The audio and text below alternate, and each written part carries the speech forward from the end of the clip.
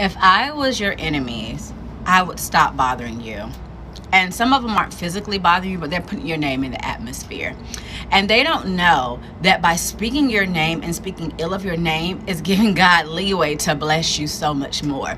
Every time they speak your name, God begins to bless you. Every time someone says false prophet, God begins to do all of these fruitful things for you in the presence of your enemies. Because the enemy want to make you look so bad. They want to destroy your reputation so bad. But what they're not knowing is they're coming up against God. And they're trying to call God a liar. And he's like, I don't do all that. In fact, let me give my children a double dose of blessing, a double dose of anointing. And God's like, every time the enemy goes to speak your name into the atmosphere, they begin to bless you. So everything they're saying that you're not, God is going to give you a million things to say that you are in the presence of your enemies, in the presence of your enemies. So if I was your enemies, I would close my mouth and be quiet, because God is saying it's going to keep rolling. Right now, you're on the God train, and he's saying all aboard, and he's calling his chosen. He's calling his anointed. He's calling all of his children, and he says, get on this train, because for everything that any enemy has ever said against you,